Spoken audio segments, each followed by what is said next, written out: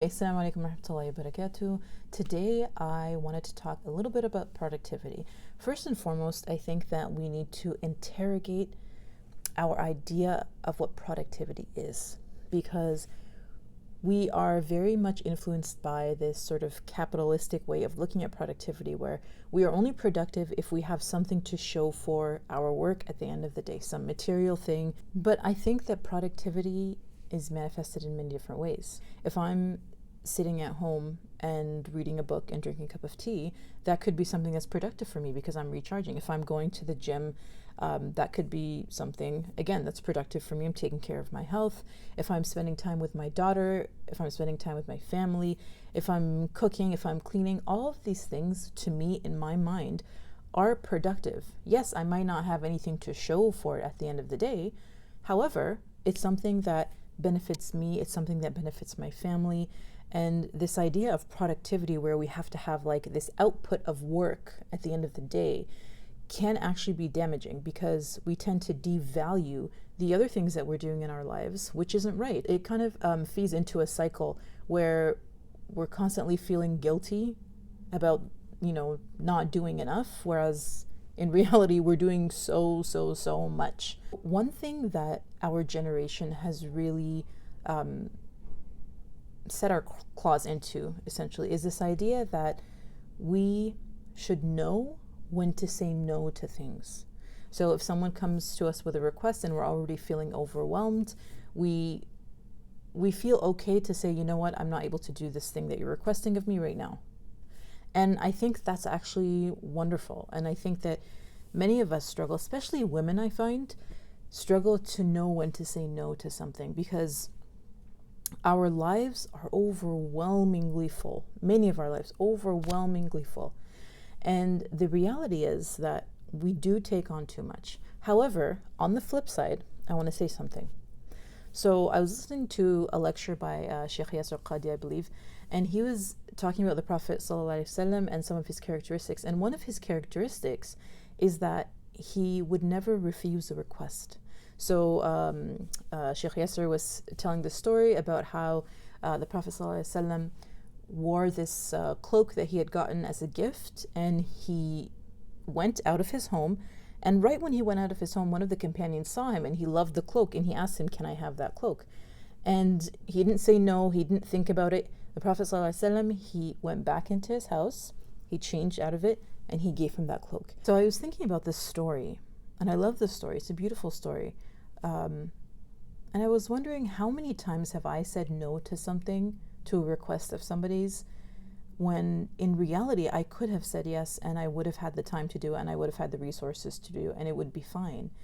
And then I wondered, this culture of ours where we are being told that we are allowed to say no, and all of this stuff, I think that we have to be able to look at that culture and balance it with the culture and the sunnah, not the culture, the sunnah that the Prophet ﷺ brought to us.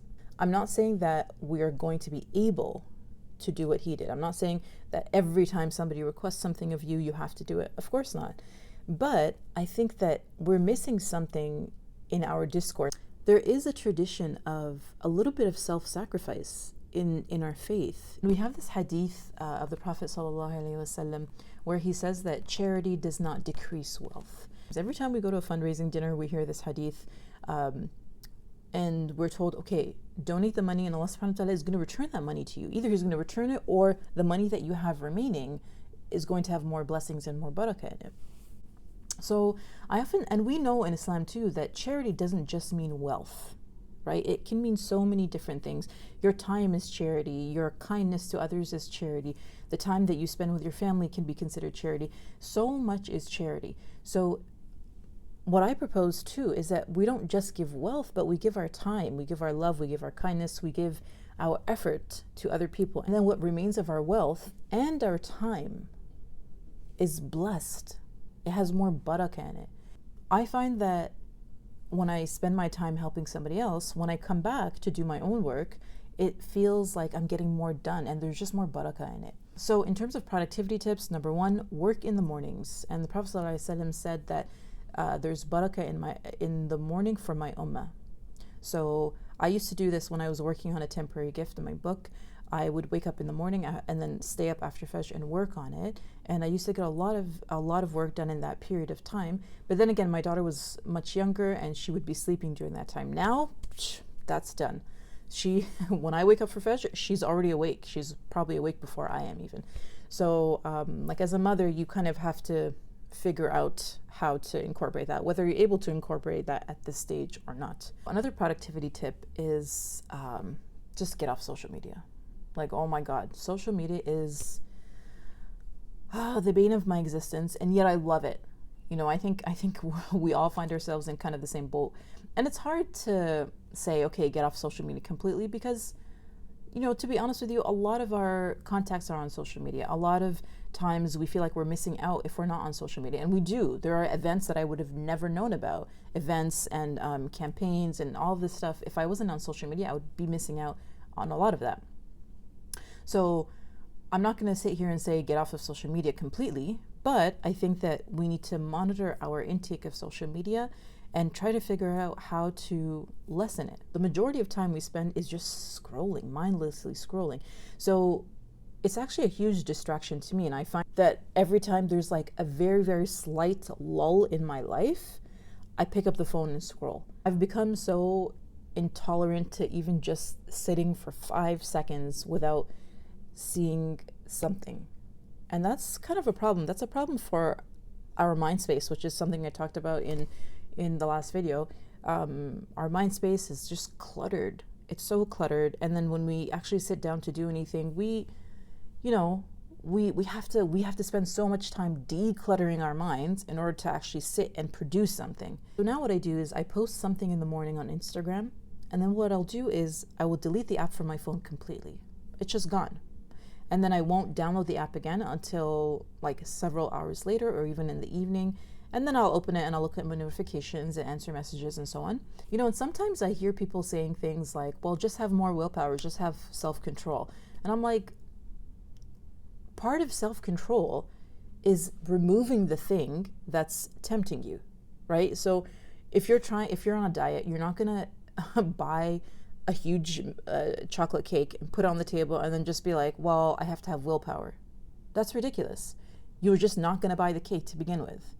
And that's not some kind of weakness. That's just reality. We're human. If you remove the temptation from your line of sight, then it's going to be a lot harder for you to actually fall into that temptation.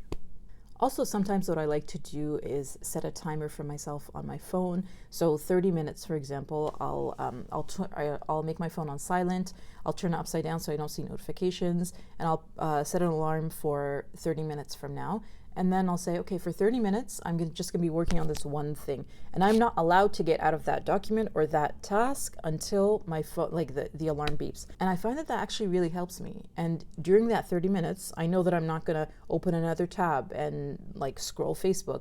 I'm not gonna check my Instagram. I'm not gonna do anything else. Finally, I think it's important to ask Allah subhanahu wa ta'ala to put barakah in your time. We ask Allah subhanahu wa ta'ala to put barakah in our wealth, in our time, in our efforts, in our families, and to help us accomplish whatever He put us on earth to accomplish. I'll see you guys next time, inshallah. Assalamu alaikum.